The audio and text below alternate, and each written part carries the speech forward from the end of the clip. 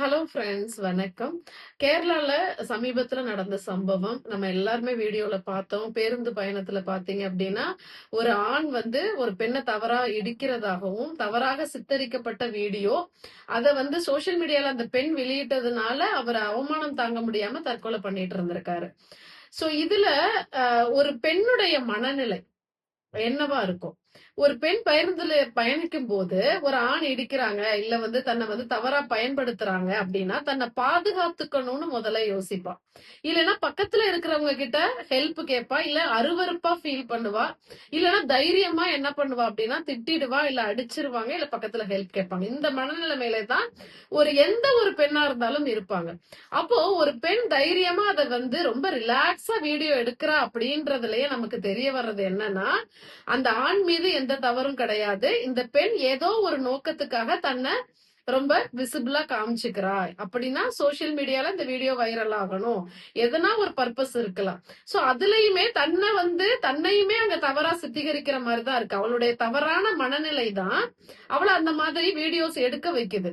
So சரியான மனநிலையில அவ நல்ல பொண்ணா இருந்திருந்தா கண்டிப்பா இந்த வீடியோஸ் எடுத்து போடுறதுக்கு இன்னைக்கு ஆனா நிறைய பெண்கள் இதை பண்ணிட்டு தான் இருக்கீங்க. சோ காவல்துறை இது மாதிரியான வீடியோஸ போடக்கூடாதுன்றத முதல்ல தவிர்க்கிறதுக்கு எதனா ஒரு சட்டம் கொண்டு வரணும்.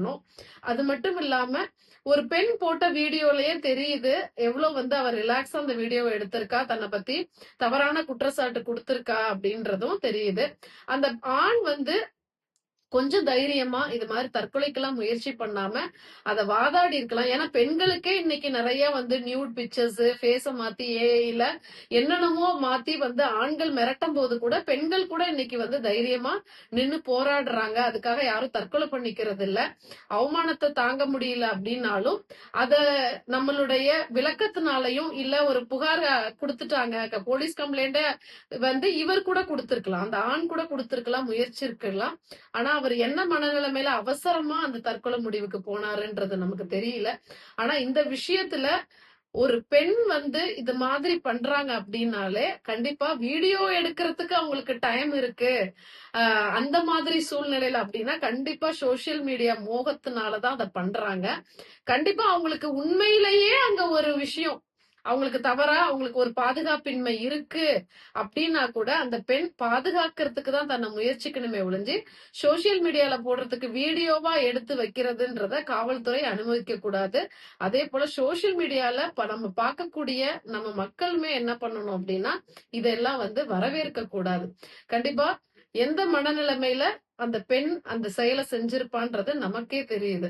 சோ இது முழுக்க முழுக்க சோசியல் மீடியா மோகம் தான். இன்னைக்கு நிறைய பேர் அதை பண்ணிட்டு இருக்கீங்க.